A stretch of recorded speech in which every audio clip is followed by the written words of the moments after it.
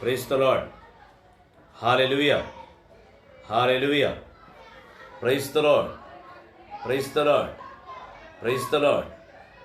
Good evening everybody. Welcome to the voice of Christ. Praise the Lord. యేసువా వందనం, యేసువా స్తోత్రం, యేసువా వందనం, యేసువా స్తోత్రం. Praise the lord, praise the lord.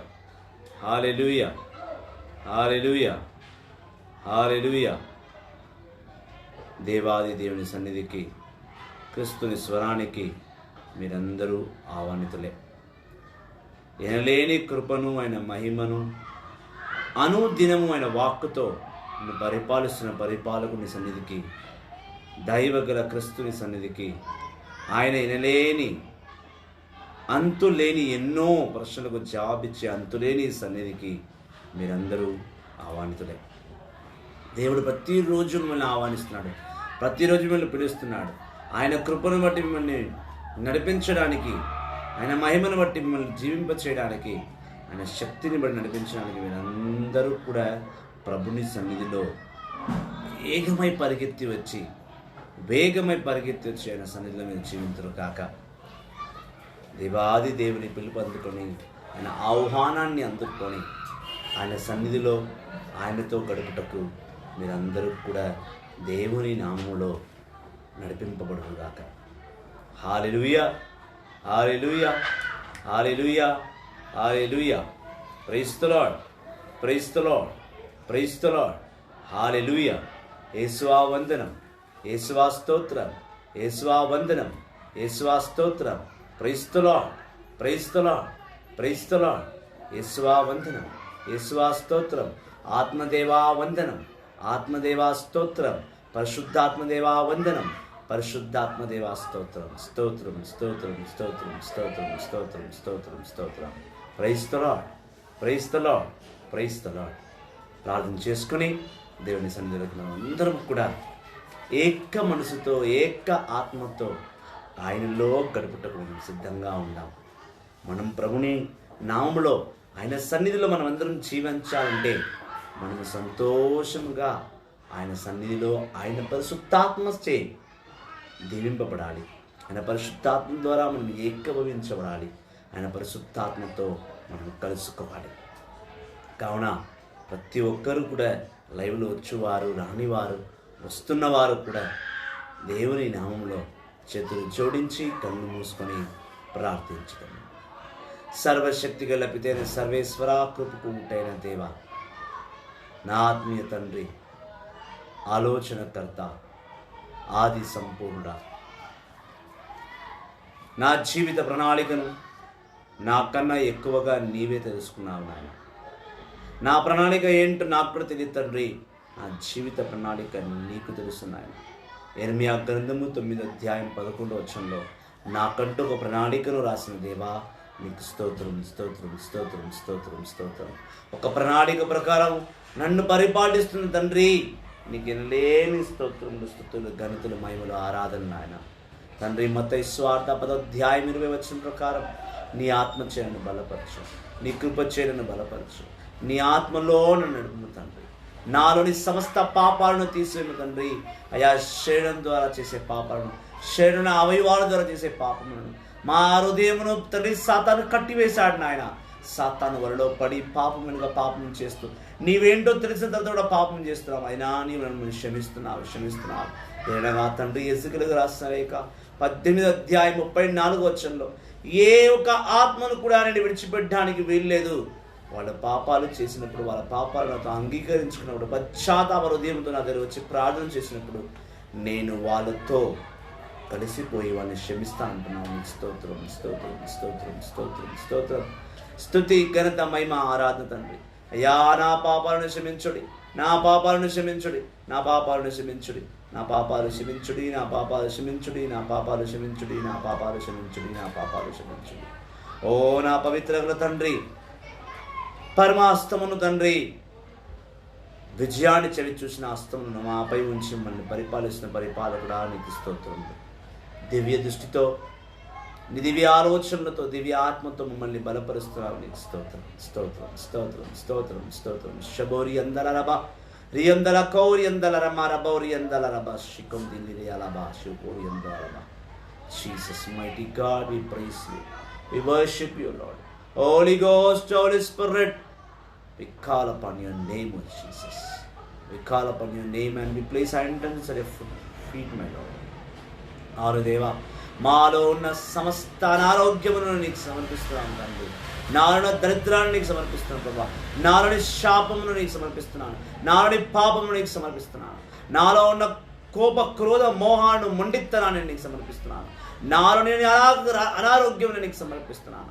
అయ్యా, నాలోని సమస్త సైతాను క్రియలను నాశనం చేయమని, నీ అగ్నితలను కాల్చివేయమని, నన్ను పవిత్ర గల బిడ్డగా మార్చమని, నీ పవిత్ర సన్నిధిలో జీవింపచేయమని నేను మొరబెట్టుకుంటున్నాను తండ్రి. చేతులు ఎత్తి శరణు వేడిని పిలుచుచున్నాను దేవా. నీ పరిశుద్ధ ఆత్మచొన్న ఆర్థిక ఇబ్బందులను తీసివేశాయి. నా జీవితంలో విజయం లేని జీవితాన్ని తీసింది తండ్రి. నా జీవితంలో ఏ మూలను చూసినా నాకు కన్నీరే ఉంది నాయన. నన్ను ప్రభువా, నా కన్నీరును తుడిచండి, కాపాడము తండ్రి. అబౌరి అందలరమా సికందలోరి అలర బౌరి అందలరబా కబారి అందలరబా. తండ్రి తండ్రి తండ్రిని పిలుచుచున్నాను దేవా. నీ కృపను బట్టి నన్ను దీవించు, నీ మహిమను బట్టి నేను దీవించు. నా ఆలోచన నీ ఆలోచన వైపు తిప్పు తండ్రి. నా ఆత్మ నీ ఆత్మ వైపు తిప్పు ప్రభా. నా శరీరాన్ని నీ ఆధీనంలో ఉంచుకో ప్రభా. తండ్రి, నా శరీరంను పాపముతో నింపబడింది కాబట్టి నా శరీరాన్ని నలగద్రొక్కి, నా పాపాలని నలగద్రొక్కి మికా 7:18 ప్రకారం సముద్రపు గర్భంలో కలిపివేసి పవిత్రపరచండి దేవా. మా కుటుంబంలో ఉన్న ప్రతి ఒక్క గొడవలను, మా కుటుంబంలో ఉన్న ప్రతి ఒక్క మిస్అండర్స్టాండింగ్స్ని, మా కుటుంబంలో ఉన్న ప్రతి ఒక్క విడగొట్టు సైతాన్ను నీ పవిత్ర ఆత్మచే బంధించు తండ్రి. కాల్చివేమి ప్రభువా. తండ్రి, మమ్మల్ని పవిత్రపరచము నాయన. మీ వాక్కులు ఉన్నటకు మా హృదయాన్ని శుద్ధి చేయండి తండ్రి. నీ కృపను ఇవ్వడం వల్ల నడిపించండి ఆయన. ఆర్థిక ఇబ్బందుల్లో ఉన్నాము తండ్రి. ఏమి చేయాలో ఏమి చేయకూడదో కూడా తెలియట్లేదు ప్రభా. కొన్నిసార్లు కడుపుండా భోజనం కూడా లేకుండా అలమాడుతున్నాం నాయన. నీ పవిత్ర ఆత్మ చేయమని బలపరచుము, బలపరచుము, బలపరచుము. మమ్మల్ని మీ అగ్ని వర్షంలో నడిపించుము ప్రభా. నీ సక్రమైన మార్గంలో, మా కురుకు మార్గంలో తీసివేసి మీ సక్రమైన మార్గంలో నడిపించండి తండ్రి. నీ పవిత్ర ఆత్మ చే మమ్మల్ని బలపరచమని, నీ వాక్కుతో మమ్మల్ని కుదురపరచమని, మీ వాక్కుతో మమ్మల్ని మార్చి మలచి మీ బిడ్డలుగా దీవించమని మా నాదుడైన యేసుని అతి పరిశుద్ధ నామంలో ప్రార్థిస్తున్నాము తండ్రి. ఆమేన్, ఆమేన్, ఆమేన్. పరలోకమందున్న మా యొక్క తండ్రి, నీ నామం పూజింపబడునుగాక, మీ రాజ్యం వచ్చునుగాక, మీ చిత్తం పరలోకమందు నెరవేరినట్టు భూలోకమందు నెరవేరునుగాక. నా నాటికి కావాల్సిన అన్నము మాకు నేటికి ఇవ్వండి. మా దగ్గర అప్పబడ్డ వారిని మేము మన్నించినట్టు మా అప్పులను మీరు మన్నించండి. మీ శోధన మేము ప్రవేశింపక కీడుని రక్షించండి. ఆమేన్. Our Father in heaven, holy be your name. Your kingdom come, your will be done on earth as it is in heaven. Give us today our daily bread. Forgive us our sins as sin against us. Do not bring us to dust, but deliver us from evil. Amen. Praise the Lord. Praise the Lord. Praise the Lord. Hallelujah. Hallelujah. Hallelujah. Hallelujah. యేసుని వైపు చూసి ప్రార్థన చేయి. యేసుని వైపు చూసి ఆయన పిలువు. Focus your eyes on God. Don't see here and there. Maintain yourself with the spiritual deeds, the spiritual things. Then your life will be more powerful.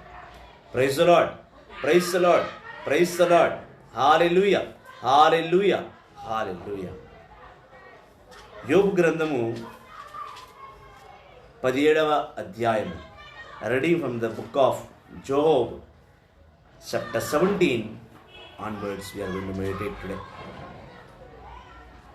యోబు గ్రంథము 17వ అధ్యాయము 1 నుండి మనం ధ్యానించబోతున్నాం. యోబు పుస్తకం నుండి, గ్రంథము నుండి మనం ధ్యానించబోతున్నాం. కాబట్టి బైబిల్ తెరిచి దేవుని వాక్కును ధ్యానించండి.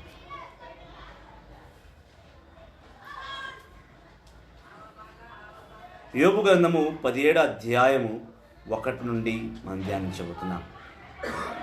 The end of my life is near. I can hardly breathe. There is nothing left for me but the grave.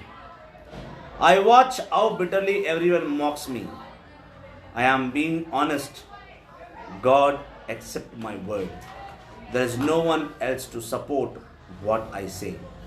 You have closed their minds to reason. Don't let them trump over me now.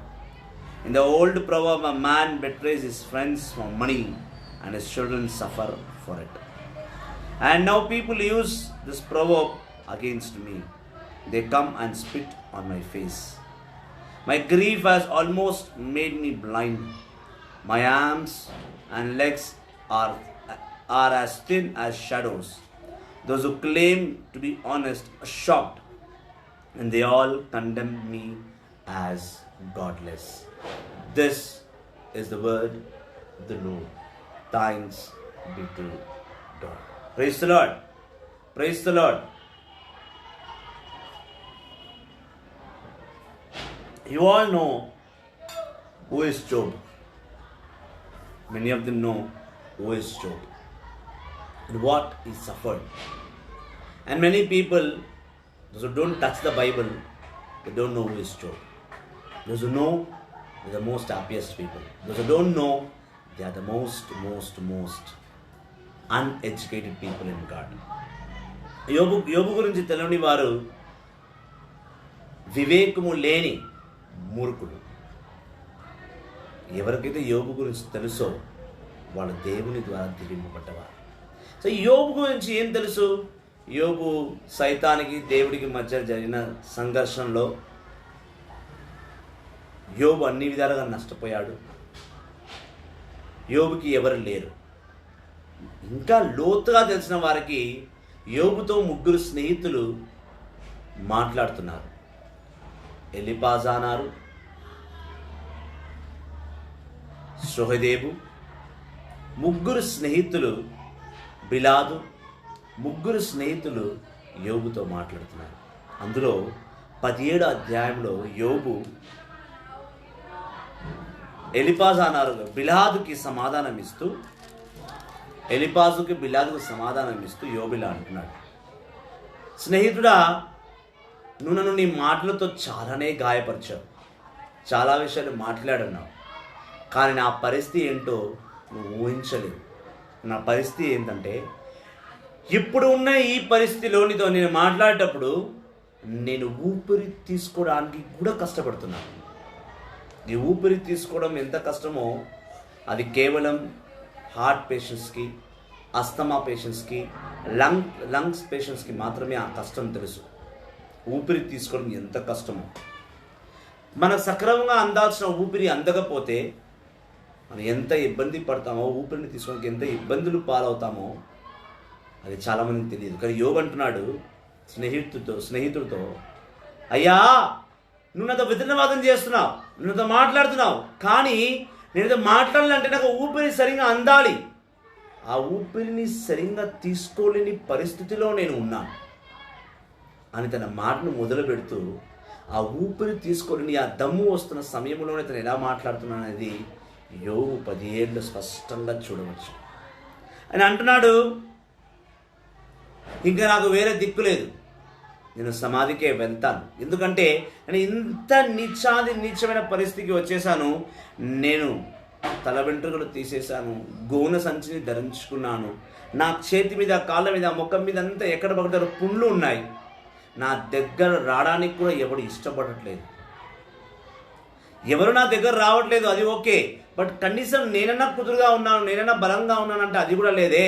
నాకు ఊపిరి తీసుకోవడానికి కూడా కుదరట్లేదు అని చెప్తూనే తను మాట్లాడుతున్నాడు. ఊపిరి తీసుకొని ఆ దమ్ముతోనే తను చెప్తున్నాడు, నేను సమాధికే వెళ్ళాల్సిన సమయం ఆసన్నమైనది. ఇప్పుడు నేను ఏమి చేసే పొజిషన్లో లేను.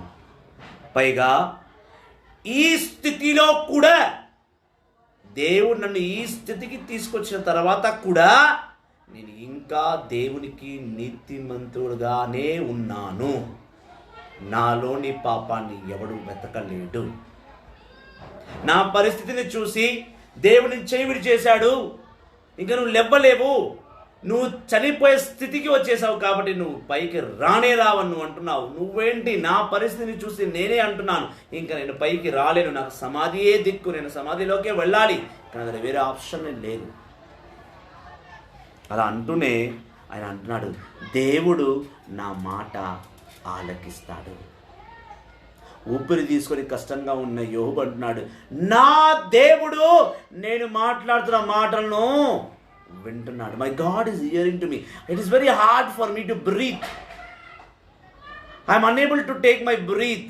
I'm unable to talk to you. But even though I say that I am not a sinner, I'm a very honest man where my God is with me and He's accepted me and He's listening to my words and He knows the pain I am going through, because He is the mighty God who is with me today. There is no one else to support what I say. I'm unable to talk, but I want to share something, but there is no one to support me. No one is there to lift me up from my bed. I am ruined. I am doomed completely. I am gone case. I know very well. Now I am not going to come back to life again. I am going to grave. This situation every person faces. A person who is having a luxurious life, he also faces such kind of things. A person is living in a poor hut, he also faces the same problem. The way you live is not important. The way of life is important. నువ్వు ఏ స్థానంలో జీవిస్తున్నావు అనేది ముఖ్యము కాదు. ఏ స్థితిలో నువ్వు ఎవరితో నివసిస్తున్నావు, ఎవరితో జీవిస్తున్నావు అనేదే ప్రధానమైన సంగతిని నువ్వు తెలుసుకోవాలి. నీలోని దేవుడిని నువ్వే గుర్తుపట్టాలి. నీలోని దేవుడును నీవే తెలుసుకోగలగాలి. అలా తెలుసుకున్న నాడే నువ్వు నీతిమంతుడిగా జీవిస్తావని యోబు అంటున్నాడు, నేను కాదు అంటున్నది. Job says, I know my God very well. Of course, no one is there to support me, but my God is hearing to me. And He is there. And He is there listening to me, whatever I want. That's what He says. In Job 17 verse 5 says, you have closed the minds to reason, don't let them trump over me now. In the old proverb, man betrays his friends and for money, and children suffer for it. Job says, there's a proverb called, you don't have food to eat, but you have started helping your friends. Your children are suffering for, they're starving for food, but you are grabbing their food and feeding your friends. Do you have any common sense? There was a proverb in those days, and Israel people used to talk this proverb. సామెత ఉంది, నీ పిల్లకు నువ్వు అన్నం పెట్టలేవు కానీ వాళ్ళ అన్నాన్ని లాక్కబడి నువ్వు స్నేహితునికి పెడతా అన్నావే, నువ్వే మనిషివేరా బాబు, నువ్వు మనిషివేనా అని సామెత ఉంది. ఇప్పుడు నా పరిస్థితి అదే. నన్ను నేను పోషించుకోలేను, నన్ను నేను ఊపిరి తీసుకోలేను, కానీ నేను వచ్చి నీకు నీతులు చెప్తే నువ్వు నన్ను ఏమని వింటావు? Job was a very good man. He was very good to everyone. He didn't sin. He don't know to sin at all. He was the most precious person on the earth for God. He don't know sin. He sinned. He never sinned at all. పాపమే చేయని యోబు ఇలాంటి పరిస్థితికి వచ్చాడు. కానీ మన స్నేహితులు మిలాదాబు, ఎలిజారాబు, శిలాప, ఈ ముగ్గురు కూడా నువ్వు ఈ స్థితికి రావడానికి కారణం నువ్వు దేవునికి ఏదో ద్రోహం చేసి ఉంటావని నిందిస్తున్నారు. His three friends are cursing him, saying, you have done something wrong. That's the reason God has thrown you on the road.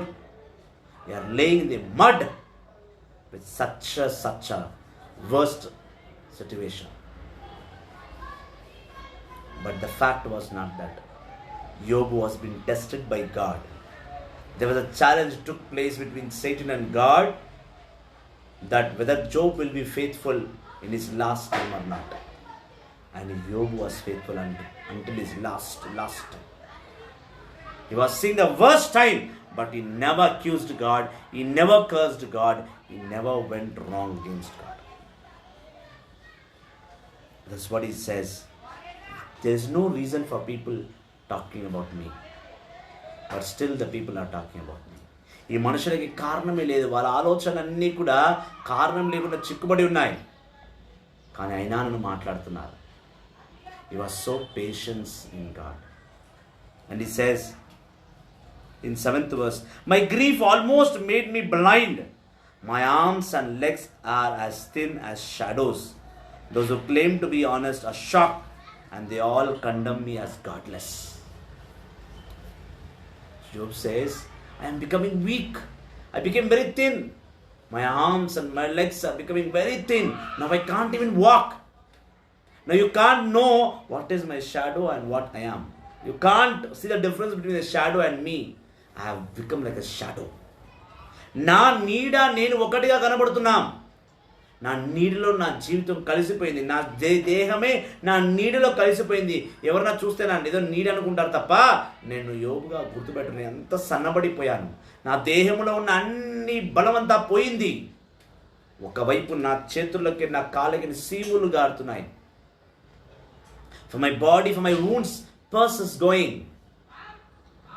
I am ruined completely. Now I can't. And Job says, all the people are condemning me. I am godless. ఈ ప్రజలు నా పరిస్థితిని చూసి, నేను ఈ పరిస్థితి వచ్చానని చూసి, వీడు దేవుని బిడ్డ కాదు, వీడు దేవుడికి ఏదో ద్రోహం చేశాడు, అందుకే వీడు ఈ స్థితికి మారిపోయాడని నన్ను ఏదైనా చేస్తున్నారు, నన్ను అవమానపరుస్తున్నారు. People are calling me godless. But the truth was, Job was not godless. Job chapter 1, if you read Job chapter 1. Praise the Lord. Job chapter 1, I read for you all. There was a man named Job living in the land of Uz, who worshipped God and was faithful to him. He was a good man, careful not to do anything evil and sin. He had 7 sons and 3 daughters, and owned 7,000 sheep, 3,000 camels, 1,000 head of cattle, and 500 donkeys. He also had a large number of servants, and was the richest man in the east. Job's sons used to take it in returns to give a feast, to which all the others would come, and they always invited the 3 sisters to join them. The morning after each feast, Job will get up early and offer sacrifice for each of his children in order to purify them. He always did this because he thought that none of them might have sinned by insulting God unintentionally. Job was a man, was a God-fearing man, was a caring man. He don't know sin at all. He didn't even do any evil things in his life. And every day morning he used to wake up his children and he used to worship God by giving sacrifices, so that God will forgive him every day. జోబు ఎట్లాంటి వాడంటే ప్రతి ఉదయం తన బిడ్డలను లేపి ఉదయకాల సమయంలో దేవునికి బలి అర్పణ ఇచ్చేవాడు. ఎందుకనంటే పూర్వదినము ఈరోజు బలి అర్పణ ఇచ్చాడంటే నిన్నటి దినం నా బిడ్డ తెలుసో తెలియక ఏమైనా పాపం చేసి ఉంటాడేమో. Intentionally or unintentionally my childrens have might sinned by their words, by their thoughts, by their behavior, by their sense. So they might be. They are not much faithful like me. They might be sin. So every day Job used to get up and give sacrifice to God. He used to give repayments offering. He used to give sin offering. He used to give repayment offering. He made his children to participate in the sacrifice of God every day. Such a wonderful man, such a God-fearing man. Today he is being thrown on the road just to test his faith. Just to test his faith. Today in this generation, if you are wounded or you lost one organ from your body, you can't survive. You just say, what sin I have done? What is my mistake that God threw me on my bed? What I have done today? I have done everything good in my life. Then why God is punishing me? Why God is testing me? A small pain in your body makes you curse God. The fact is, we are sinners, so we deserve punishment from God. But Job didn't sin. He doesn't deserve any punishment. And today in this generation, we are not wounded, we are not the worst like Job. మనం యోబు అంత దీనమైన స్థితికి ఇంకా రాలేదు. దేవుడు మనల్ని కుప్పకూరేటట్టుగా చూడలేదు ఇంకా. ఆయన ఇంకా మనల్ని ప్రేమిస్తూనే ఉన్నాడు, అభిమానిస్తున్నాడు. అందుకే చిన్న చిన్న పనిష్మెంట్స్ ఇచ్చుకుంటూ సరిదిద్దుకున్నాడు. యోబు వలె మనల్ని తీసుకువెళ్ళి చెట్టు కింద మట్టిలో పడివేయలేదు. ఒంటి నిండా రోగమును ఇచ్చి, ఒంటి నిండా గాయాలు ఇచ్చి, ఆ గాయం చీములు కార్చేలా మనల్ని ఇబ్బంది పెట్టట్లేదు దేవుడు. అంతటి దౌర్భాగ్య పరిస్థితికి దేవుడు ఇంకా నిన్ను నన్ను తీసుకురాలేదు. We are the most lucky people on the earth. We are the most anointed and blessed people on the earth. Why? Because we are not tested as Job was tested. We are not like Job today. We are some of the way far better than Job. యోబు గారు చాలా మేలు. మనకు చేతుల నుంచి కాలు నుంచి సీములు గారుకుంటూ, మొక్క నుంచి సీములు గారుకుంటూ, సాచ్ క్లాత్ గోనె సంచిని ధరించుకొని చెట్టు కింద మూల కింద పడిపోలేదు ఇంకా. We have strength to serve him. We have strength to worship him. We have strength to proclaim his good news. You are feeling as if you are going to grave tomorrow only. Wake up yourself. Call back the Lord and say, Lord, I want to stand in you firmly so that I can witness your power, I can witness your word, I can witness the strength that my God wakes me up every day morning and empowers me with his word. I am the most precious child. Why are you ruining yourself? Why are you calling yourself that I am unlucky, I am ungodless? Though you are not. Though you are not. నువ్వే అనుకుంటున్నావు, నేను దరిద్రపాడిని, నా జీవితంలో success లేదు, నేను ఎప్పుడు చూసినా అనారోగ్యమే పాలే ఉంటున్నాను, నేను దేవుని ఏం చేయట్లేదు, నేను ఇంటికి పడ్డ దరిద్రాన్ని, నిన్ను నువ్వే అనుకుంటున్నావు. దేవుడు నిన్ను ఆ కోణంలో చూడట్లేదు. God is not seeing you in his point of view that you are a culprit or you are corrupted, you are a sick man, you are a ill man. God wants his child to rise up from his bed and stand and say that my God needs me some or the other way. And I am the child of God. I will be strong in him. We are not tested as Job. We are not thrown on the ground. We are not living in mud like Job. That's what Job says. People condemn me that I am godless. Though Job is not godless. He is a God-fearing man. యోబు దేవుని విడిచిపెట్టిన దౌర్భాగ్యుడు కాదు. దేవుని అవమానపరిచే దౌర్భాగ్యుడు కాదు. దేవుని విడిచిపెట్టే మూర్ఖుడు కాదు. అనారోగ్యంను చూసో, దరిద్రాన్ని చూసో, అప్పుల్ని చూసో, బాధలను చూసో మనం ఎలా దేవుణ్ణి అలా వదిలేస్తామో అలా వదిలిన వాడు యోబు కాదు. దేవుని ప్రేమించిన వాడు, దేవుని అభిమానించిన వాడు, దేవుని కొరకే పనిచేసిన వాడు, దేవుని కొరకే యోచించుచున్నవాడు. తన కష్ట సమయంలో కూడా యోబు దేవుడి గురించే తలంచుచున్నాడు. In his worst time also, he is thinking of God. He is not thinking of his own self. అదే అంటున్నాడు. Job 17 verse 9 says, those who claim to be respectable and more convinced they are right, but if all of them come and stood before me, I will not find even one of them are wise.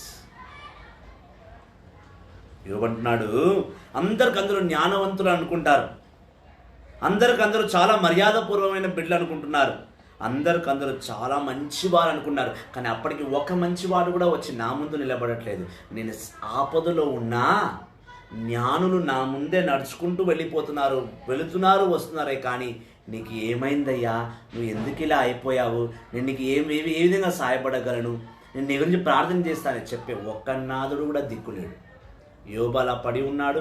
యోబు పడి ఉంటే తన ఊపిరి తీసుకొని కూడా కష్టంగా ఉంటుంది. ఆయన తన స్నేహితులు తనని వేధిస్తున్నారు. నువ్వేదో తప్పు చేశావు, ఏదో పాపం చేసి ఉంటావు, అందుకే దేవుడిని పడివేసేశారు. వాళ్ళ స్నేహితులు అంటున్నారు. గొప్ప గొప్ప జ్ఞానవంతులు ఉన్నారు, యోబుతో తిన్నవారు, యోబుతో పడినవారు, యోబుతో రాజ్యంలో నడిచిన వారందరూ ఉన్నారు. యోబుని దీనమైన పరిస్థితులు చూస్తూ కూడా అలా నడుచుకుంటూ వెళ్ళిపోతున్నారే, కానీ ఒక్క మంచివాడు వచ్చి తనలో ఉన్న మంచితనాన్ని యోబుకు చూపించట్లేదు. ప్రపంచం అంతే, The world is like that. There are many wise people. Wise and those who are more knowledge. They know everything. But no one comes to support you. Though you are alone, they are just passing by your way, seeing you. Just for naam ke vaste, just say, how are you? Don't worry, the God will wake you up. Naam ke vaste. Only for the name's sake they say, don't worry, from the far only. If you are sick, you are on the bed, you are in problem, they close their nose like this. They wear mask and say, don't worry, I'll pray for you, God will be alright. But none of one person will come and serve him. A person who is in bad and the worst situation, we have to go and help them. We have to go and help them. That's what God is accepting from us. దీన స్థితిలో ఉన్నవారిని వెళ్ళి నువ్వు వెళ్ళి కలుసుకోవాలి, మాట్లాడాలి, వాడి గురించి తరపున చేయబడి ప్రార్థన చేయాలి. యోబు పడి ఉంటే జ్ఞానులు వస్తున్నారు పోతున్నారు, కానీ యోబుని ఎవ్వరూ పలకరించట్లేదట. యోబు అదే అన్నాడు, నేను ఏమి తప్పు చేశానని జ్ఞానులను చూస్తున్నారు, వస్తున్నారు, వెళ్తున్నారు తప్ప ఎవడనూ నా వద్దకు వచ్చి మాట్లాడట్లేదే. వీళ్ళంతా దేవుని బిడ్డలా. సరే, దేవుడు వారిని దీవించును గాక. అదే యోబు గ్రంథం 17వ అధ్యాయం 11 ఉంటుంది, my days have passed, my plans have failed, my hope is gone. But my friends say tonight is daylight, they are still light is near. My friends say, you are living in darkness, your days are passed away, now we are going to die, now we are not going to survive anymore. Friends are saying like that. In written, Job says, my only hope is the world of the dead, where I will be down to sleep in the dark. I will call the grave my father, and the worms that eat me I will call my mother and my sisters. యోబు అంటున్నాడు, నేను చీకటిలోనే పడిపోయాను, కానీ సమాధియే దిక్కు, నేను ఇంకా బొందలగడ్డకే పోవాలి. If you say in all own language, మా సొంత బాధ్యత ఈ బొందకే పోవాలి, ఇంకా వీడి పైకి లేస్తాను నమ్మకం నాకు లేదు. ఎందుకంటే యోబు పూర్తిగా బక్కగా సన్న చిక్కిపోయి నీడలా మారిపోయాడు. యోబుని ఎవరు గుర్తుపట్టలేడు.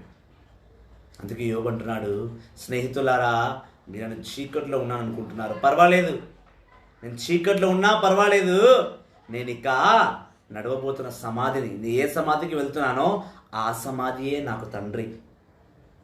నేను బ్రతికి ఉండంగానే నన్ను పుళ్ళు నుంచి చీము వస్తుంది, పుళ్ళు నుంచి పురుగులు వస్తున్నాయి, ఆ పురుగులే నాకు అమ్మ, అక్క, తల్లి, చెల్లి. ఎంత దీనమైన స్థితికి యోబు వచ్చి ఉంటే, యోబు ఎంతగా తనకు తను చూసుకుని ఉంటే ఇంత లోతైన మాట చెప్పి ఉంటాడు. Once you think that Job says, my dear friends, yes, as you said, I am in darkness, I don't know why I am going to grave, but myself what I am thinking is, Job says like this, what I am thinking is, yes, now grave is going to become my father, and all the worms is going to eat me now. Those worms are my mother, my brothers and my sisters and my friends. Now rest of my life I am going to take out with my own grave, with my own worms. Job says, in this worst situation, no one is coming near me, no one is talking to me, no friend is coming, no mother is coming, no brother is coming, no sister is coming. Yes, I am alone, and today whatever is happening in me, whatever the worms are coming out of my body, those worms only are my mothers and my brothers and sisters. Now I am going to live with them and they are going to live with me. How humbleness Job has. How great of Job's thinking. The thoughts of Job is given by God. Job says, no one is with me now. I am alone. Only my sorrow is with me. Only my suffering is with me. Only my wounds and sores of my body is with me. And all the worms which is coming out of my body are my brothers and sisters. Now I am going to live with them. And I am going to call my own grave, this grave is my father. Now that, why he said my grave is my father? Because grave is going to protect his body. Now grave is going to eat him. The mud is going to swallow him. In the worst situation also, Job says, my God is good all the time. And He is everything for me. Though He brought me to the worst situation, still my God is great. Still my God is powerful. Still my God is faithful. Still my God is everything. And my God will take me wherever He wants. If He thinks I have to go to grave, I'm ready to go to grave. Why? Because my Father wants. That's my Father's desire that I have to suffer. I will suffer for Him. The same thing in Job chapter 1 verse 18. Job said, God gave me 7 sons and 3 daughters, and today He took it. I am not going to curse God. He gave, He took it. It is His wish. Who am I to question Him? Who am I to curse Him? I am just an ordinary person listening to Him. I am a pot in His hand. I am a clay in His hand, and He is my potter. I know how He wants to mold, let Him mold. It is His wish. Can you and I say the same thing when we are in our worst time? We don't. We don't say. Our painful life becomes a burden for us. నీవు యోబులా అంత దీన స్థితికి వచ్చిన తర్వాత కూడా దేవుని స్తుతించగలవా? దేవుని ఆరాధించగలవా? విశ్వాసాన్ని కోల్పోకుండా ప్రభులో స్థిరముగా నిలబడగలవా? యోబులా. యోబు నిలబడ్డాడు. యోబు అంటున్నాడు, ఇక మీదట నాకు ఎవరూ లేరు, నేను ఒంటరి వాడిని. ఒక వైద్యుడు లేడు నన్ను స్వస్థపరచడానికి, ఒక రాజు లేడు నాతో మాట్లాడడానికి, నా భార్య పిల్లలు నాతో లేరు. నాతో ఉన్నదల్లా నా దేహము, నా దేహం నుంచి వచ్చే పురుగులు, నా దేహం నుంచి వచ్చే చీము, నా ముఖం నుంచి కళ్ళ నుంచి చెవుల నుంచి కారుతున్న చీమే నాకు స్నేహము. నేను వెళ్ళబోతున్న సమాధిని తండ్రి అని పిలవబోతున్నా. నా దేహం నుంచి వచ్చే అనారోగ్యమును, నా పురుగులను నా తల్లి, నా చెల్లి అని పిలవబోతున్నాను. నాతో ఎవరూ లేరు. When you are in depression, when you are in a worse situation, what you do? You go search for a friend. You go search for your loved ones. You spend some time with them and say, I am feeling lonely, I need you. Job don't have anyone. యోబుకి ఎవ్వడు లేడు. యోబు ఒక్కడే. నీవు కొంచెం కష్ట సమయం వచ్చినప్పుడు నీ ప్రేమ గల వారిని వెళ్ళి వెతుకుతావు. నీ ఇష్టమైన వారి దగ్గరికి వెళ్ళి వాళ్ళ దగ్గరతో కాస్త సమయం గడుపుతావు. కానీ యోబుతో ఉన్నది ఎవ్వరూ లేదు. యోబుతో ఉన్నది ఒక్కరే ఒక్కరు, తన నమ్మిన తన దేవుడు. With Job no one is there, only the God who he trusted, the God, the Yahweh, God the Father in heaven. He is the only one God is with him, no one else. In our worst situation also, there is no one with us. In the happiest moment, we have plenty of happy moments in our life. In every happy moment, we have our mother, our sister, our brother, our friend, our guide, our philosopher, everyone we have. But in our worst time, no one is there except God. And Job says, from now onwards, He is my Savior. He is my protector. He is everything for me. And I am going to live with Him. Praise the Lord. Praise the Lord. Situation might be anything. You stand firmly in God. స్థితిగతులు ఏమైనా ఉండవచ్చు, నువ్వు ప్రభుత్వ స్థిరముగా నిలబడవచ్చు. ఏ స్థితినైనా నువ్వు చేయవిడమని దేవుడు నీతోనే ఉన్నాడు. నువ్వు కాపాడే దేవుడు నీతోనే ఉన్నాడు. నడిపించే దేవుడు నీతో ఉన్నాడు. నిన్ను పరిపాలించే దేవుడు నీతో ఉన్నాడు. సమస్తమును సర్వమును నీ గురించి తెలిసిన దేవుడు నీతోనే ఉన్నాడు. Jeremiah 9:11 says, God has a plan for you and He will execute His plan according to His time. He knows very well at what time, what things He has to do to you. So those people who are in very, very, very bad situation, bad circumstances, don't get ruined. Don't call yourself I'm useless. Don't call yourself I am basically living on this earth. God, give me death so that I can come to you. God has a plan for you. Stand firmly in God. He is the one who is going to guide you. He is the one going to take you wherever you want. And He knows when He has to pick you and when He has to drop you. Hold to the Lord. Give yourself to God. He will empower you in all His courages. Yes, my dear brothers and sisters living in Jesus Christ, you should learn how strength you have to be. And you should be assured that my God is with me. నువ్వు ధైర్యం కలిగి ఉండాలి. దేవుని పెరిగి ఆత్మ ఇవ్వలేదు. స్థితిగతులు ఏమైనా స్థిరముగా నిలబడడం నేర్చుకో. ప్రభునిలో నిలబడు. ఆ ప్రభువే నడిపిస్తాడు. So I hope today's word, today's message will empower you with all the gracious things, with all the heavenly blessings. You will be protected in all the forms. The mighty God is with you. దేవునితో ఉన్నాడు. మర్చిపోకు. ప్రభులో స్థిరముగా నిలబడు. ఆయన సన్నిధిలో ఆయన బిడ్డగా నిలిచిపో. Thank you very much. God bless you all. See you tomorrow in the live at 5 o'clock. God bless you. Praise the Lord.